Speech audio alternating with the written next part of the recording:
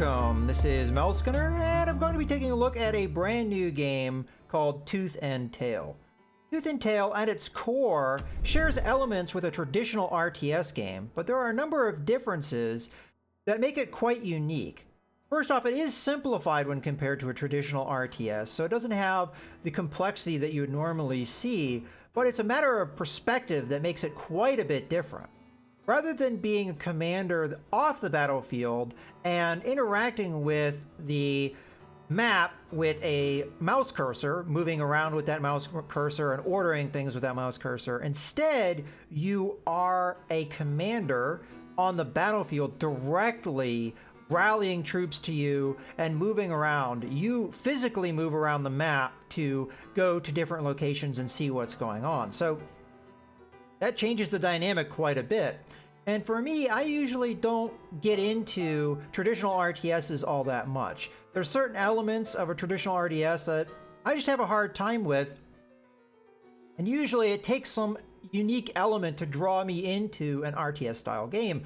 And with what I've played of this game so far, I do feel that Tooth and Tail, that is very much indeed the case. Now, I will point out that I've only played this game for about an hour, jumping into the story mode, and the part of the game that I've played so far is arguably still in the tutorial phase of the game, but still I'm going to try and demonstrate what this game is about, and we'll hop right back into where I was in the campaign. So we're going to continue here. Alright, so I am playing a new character. Her name is Hopper, and I don't really know a whole lot about her. So this is the second phase of the campaign. So I have looked around a little bit in this part of the, what I would call the hub world. And how it worked in the previous hub world. As a matter of fact, I can get back to that part of the campaign by talking to this guy. So it says warp. Hey Furball, you need me to send a message to the Longcoats? So the Longcoats was the previous faction that I was playing as. I was playing as a character named Bellified. So if I click on this, I can go back to that part of the campaign. So we see the old South Distillery. Bellified's insurrection was hatched at the Old South Distillery, where Longcoat partisans down their Orn. Orn is, I believe, a alcohol made from acorns, from what I've gathered of the story so far, and toast the revolution to come. So that's the first part of the campaign. I will point out that this campaign is, at least in the story, pretty dark. From what I've gathered so far, and some of this may be a little bit on the spoilery side, that you have animals and they have two distinctions of type of food. There's beast food, which is really not what you want to be eating anymore. Most animals want to be eating meat now. So this has caused conflict, and they have started to eat each other more or less to sustain themselves. And at least with Bellified, how they did this is they were using swine more or less like slaves. They would feed the swine beast food. So in the case of the swine, it was like wheat or hay. They'd feed the swine, and then the other animals would eat the swine. And in the case of some of the other factions, I think one of the factions called the Civilized, the reason Bellified is this revolutionary is because the Civilized took his son and killed him and fed him to other animals. So that caused him to start a revolution. So quite a bit of dark themes going on here. But any of these characters you can interact with. Anything that's highlighted yellow like this. I'm using a controller, by the way, so you will see controller prompts as I'm going here. So it will say A to continue. Matriarch runs to skirts. So she don't need to see visitors unless she wants to. So pretty much what's going on with this is that there are parts of the hub world that are blocked off right now. And as I do missions, it will be unlocked. So if I come on down this way, all of these characters I can talk to or interact with and get a little bit of insight. So one thing about this character, and I don't really know the details behind her, but she's missing an arm, so you might just be able to see it.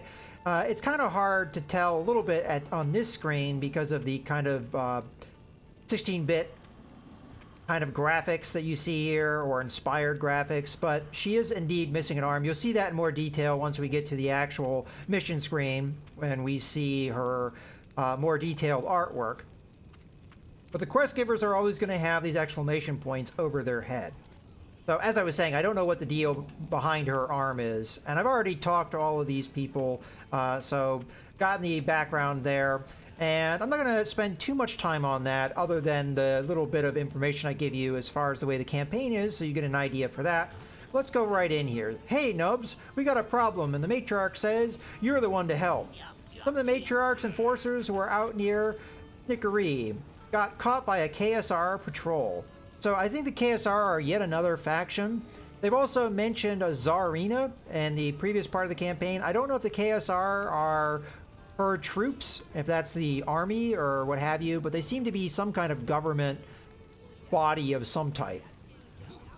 Quartermaster's got them working in labor camps now.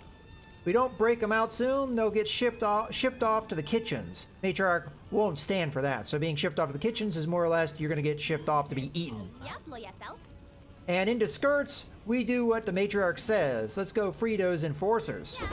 Alright, so this is Hopper here, so now you can more clearly see that she is indeed missing an arm. And we have our objectives. So we have two objectives. We have to free the prisoners, and then we have a heroic. This is kind of a secondary objective you can do. And it's up to you whether or not you actually want to do this. It isn't required. But if we finish with a net worth of 1,500 food in 5 minutes, then we will get that part. We also have a special rule here. Water heals. Then we have the description. The KSR the KSR labor camp in Snickery Foothills holds thousands of first-time offenders. Kept well fed with the remains of second-time offenders. Gather your army and free those doomed prisoners. Jeez. Again, with the dark story here. All right, so these are our troop types. We've got the Nomads of the North, and these are all going to be new to me. This is the first time I've played this part of the campaign, so we have different troops than I had when I was Bellified. So there's a difference between the factions here. So if we look over the information we have here, the first thing we're going to see is two red numbers. So the one that looks like a pig, that's how much food it costs to establish a warren. The warren is more or less the barracks that is going to produce the units. As part of the simplification of a traditional RTS, those units will be automatically produced. So once you put down that structure, it'll take an amount of time. I'm assuming that's what the time there is saying, to build the structure. And then once the structure is built, over time, it will consume the unit cost of food, which is 20 in the case of this unit. Here we'll start popping out more units. If we look at the actual stats, we have an attack of 3, defense of 9, range of 2, vision of 4, and it is swift, and they throw spears. Immigrants from the tribal north wear furs to keep their cold blood running hot. Now, vision is pretty important for some units. For example, when I was doing the Longcoat campaign, I had some units that were long-range artillery, but their vision was fairly short. So unless you were providing them spotting, they actually couldn't use the range that they had. Okay, moving on, we have the Trench Gang. This has an attack of 8, a defense of 40, range of 1, vision of 4. As we can see, cost goes up pretty dramatically here, the cost of the structure and the unit cost. Nobody crosses the Trench Gang. Nobody. Well, some have crossed the Trench Gang, but only once. Don't cross the Trench Gang.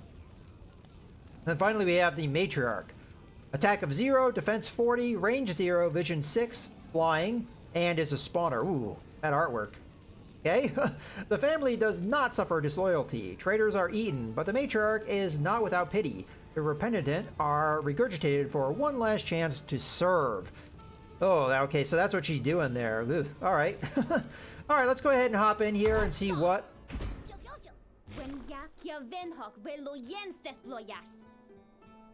All right, so we've got our units here, and to command them, I'm just using the right trigger. So you can use the right trigger to command all troops. It looks like we don't start with a gristmill, which is your base of operations where you can make food. Okay, that's something we don't... Actually, no, that is something we want to attack. So let's go over here. I'm going to tell my units to attack. They're going to start attacking the barbed wire, and then they're going to get in here. I'm going to tell them to focus on this turret, and there we go. We have freed these guys, so we have some more troops. Okay, so It seems like this is a little bit of a special mission, so maybe not going to demonstrate the way that the game works 100%, but you get an idea. So as I move, I'm putting in the right trigger, and that tells all of my units to move. If I just want to tell one unit type, so we've got the little lizard men with the spears, or we have the trench gang. If I want to just have the trench gang, I can move with the right stick over to them, and then if I hit left trigger, I just command them and only them. If I move back over the lizard men and hit left trigger, it's also them. So right trigger moves everything, left trigger moves only the unit that you have selected. And that's more or less the way that commanding units works.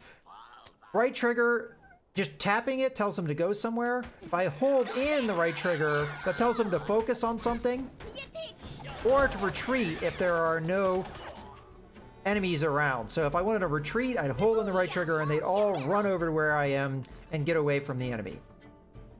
Alright, so we're continuing here. Oh, we are under a time limit, so let's go ahead and keep going here. So I can't quite get there yet. I have also noticed that the maps tend to be procedurally generated, so they are a little bit different every time you go in. We have a new unit here that we're going to come in and attack. So I'm not exactly sure how we get the food. We might be able to get a gristmill at some point. Okay, telling my guys to come over here. So these units are a little bit interesting because they have a stealth mechanic going on. Go ahead and kill that guy. Got more prisoners. We still have a lot more to free here.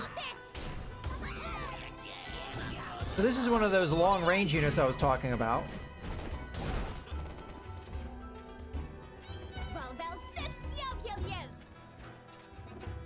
Okay, I'm not seeing quite yet how to get over to there, but we'll get there eventually. This is almost like maze-like. Assuming this is the enemy commander.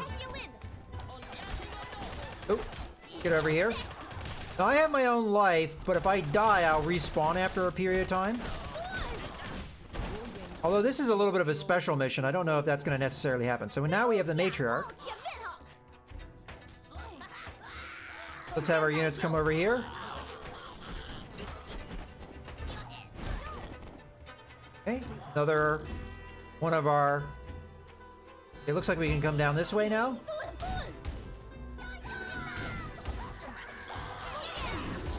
Okay, so I've lost the heroic because I took a little bit too much time, but that's okay. Trying to explain the mechanics here. And I also forgot about the time limit at first. I think we can get through this way. Oh, well, that's a part we've already been to. So we want to go up this way. Got another one of these turrets to deal with.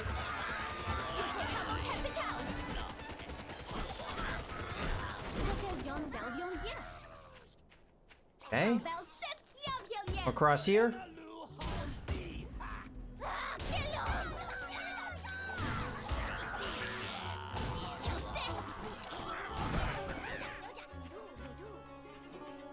Okay, we've got a lot more of the map. Oh, that's right, water heals. So if they walk through the water, they should be healed up. Forgot about that detail. Okay, we have to go around this way.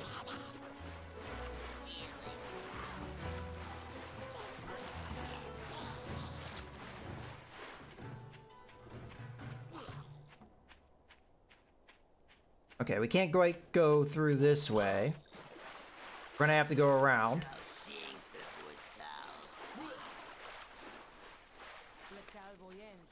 So this is playing out a lot differently than the way that a normal fight would go, mostly because of the lack of a gristmill and the ability to build. So you're not seeing really the building mechanics, but you are seeing the combat mechanics. Hopefully we can get into a mission that is a little bit different. Okay, we've got an enemy here. I don't know if we can get in and attack that unit. Just get over here and start attacking here.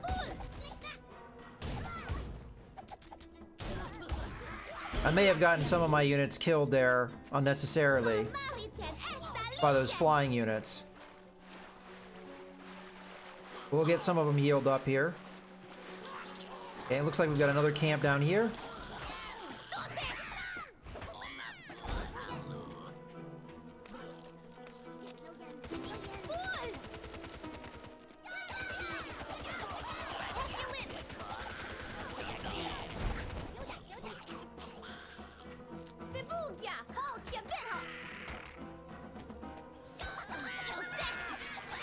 Alright.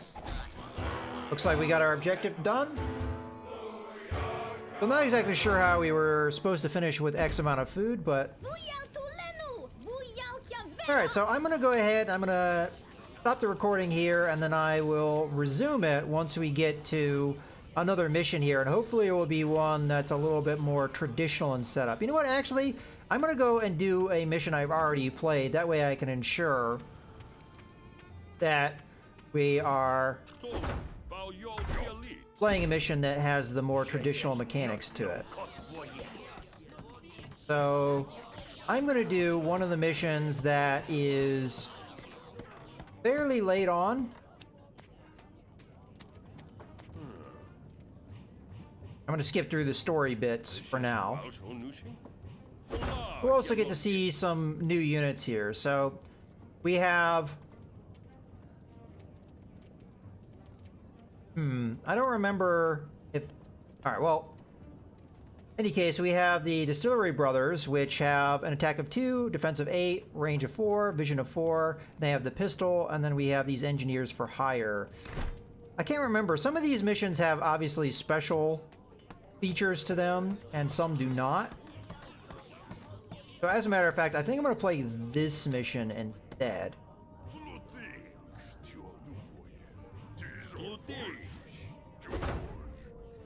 Yeah, okay, I think this one plays a little bit more traditionally, and we have a lot more units to choose from. So we've got the Distillery Brothers, so this is a fairly weak unit, but basic range unit.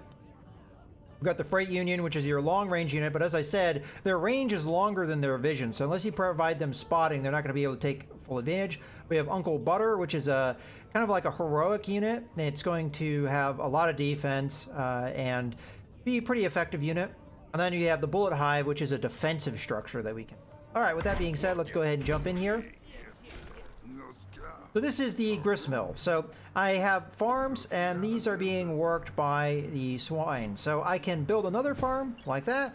Sometimes you'll have units like this. These are more or less like mercenaries that are out on the map, and you can just pay their recruitment cost and instantly get them. That's a little bit different. There's also a big importance to scouting out. So I'm going to go ahead and plop down a warren.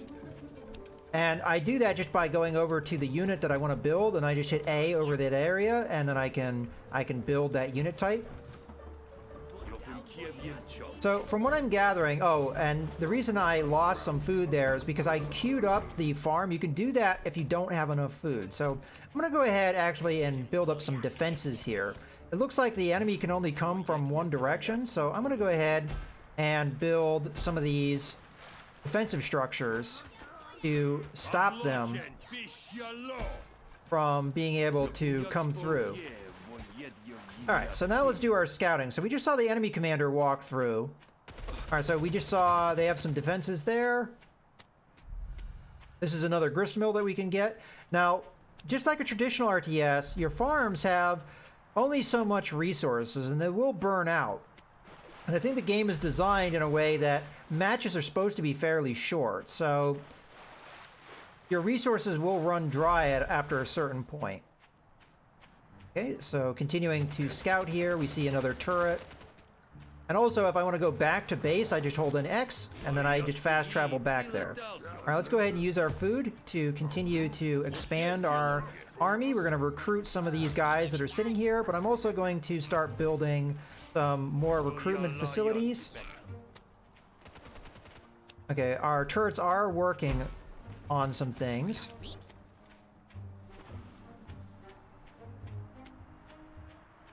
I'm going to put one more turret right here.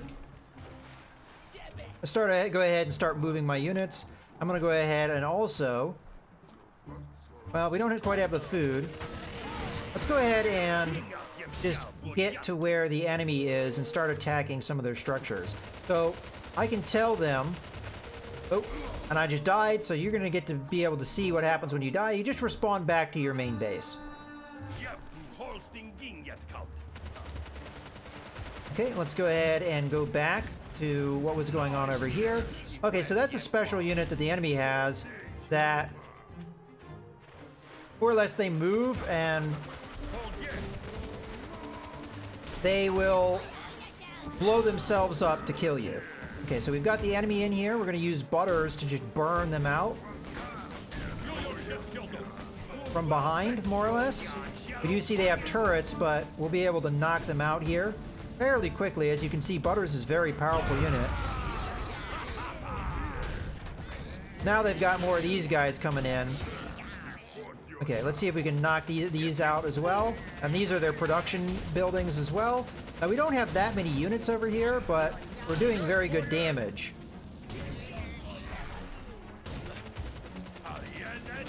Now, another thing is, I can claim this gristmill, but if I do so, the resources they've already burned through have been burned through, so you don't get them back. All right, let's actually back off with our units at this stage. I don't think I have any means of healing Butters, but I'm going to go ahead and tell them to retreat, and we're going to start defending here. I'm just going to have them defend, and let's start expanding our base here. So we've got a good defensive setup. Let's go ahead and build up some more things, and I'm going to grab some of my defenses so I can start building up more turrets. Go ahead and have our troops hang out here so that we can do what we can. Now, I need to expand my area of control, which is this blue ring. So I do that by getting gristmills. Of course, I'm going to want to defend those gristmills, so I'm going to put out some turrets here to try and prevent the enemy from attacking me. And this is going to allow me to get more food so that if we run out of food and the rest of our base, we're set. So now I'm going to start building some production buildings to continue to build up my army. Let's go ahead and rally my army and we'll go out on another attack raid. All right, so we've got some enemy coming in here. They're going to try and attack my turrets here. Some of them are going to blow up on my units, but... All right, it looks like I don't have that big of an army yet. So I can also sell items if I want. I think I'm going to go ahead and build a facility to make another Butters at some point. I might also want to claim this gristmill. Let's go ahead and do that. I believe my one gristmill might already be... Yeah, it's already losing its food. You see how those are now barren? That's kind of what happens over time, so... Okay, let's go ahead and build up some more defenses here.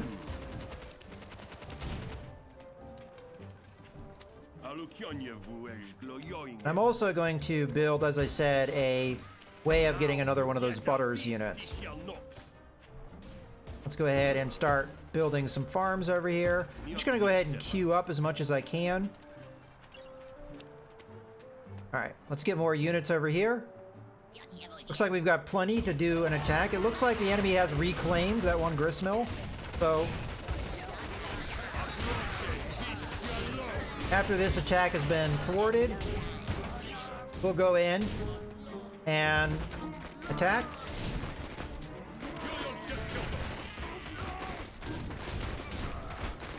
Hopefully my siege units can do good work. Now I'm kind of wasting my squirrels the way I'm fighting. Alright, let's back off here. And that's why it can be important to individually command units.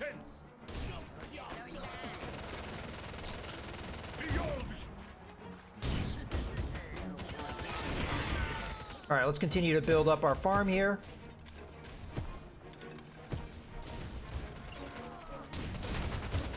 It looks like my units do heal on their own territory. That's a good distinction. Now that we've defeated that wave, let's come over here and attack this so they can't produce any more. Okay. Kill these guys before they come in and attack me. Okay, they've got a matriarch of their own. Let's back off here. We've got our Butters up and running. Now we can do good damage. Let's go ahead and have them attack this building here. Let's start attacking the turrets. Okay, let's go after the... It knocked this last turret out. Now let's go after them. This might be the last of the gristmills the enemy has. And there we go. So as we can see, matches go pretty quickly. And it's quite a bit of fun. I've been enjoying the game quite a bit, even though I've only been playing it a little bit, and I've only been, especially through this bit, which I consider more or less a tutorial, but still a lot of fun. Now, I don't know... here we go. This is our way of getting back into the other part of the campaign, so we can jump from one part to the other, and we can see that our progress is still there. So, coming back in here, this is now opened up so we can do the next mission. I'm going to go ahead and wrap up the video here. As I said, normally speaking, I'm not that big of a fan of a traditional RTS, but this has those unique elements from what I've seen that is really interesting me and drawing me into the game. I wouldn't necessarily say that I'm the best at it, but can I play it and enjoy it? Very much, from what I've seen so far. It does very much have a dark story, so if that's the kind of thing that you can get into, it also has a draw from that. That's another element of RTS, is that sometimes if the story's there, or I have some other element that's a draw for me, I can enjoy it quite a bit. So even though traditionally speaking, a generic RTS, I'm not going to be as big of a fan of, there can be times where there are exceptions. In any case, I hope you guys have enjoyed the video. This is Mousegunner, signing out.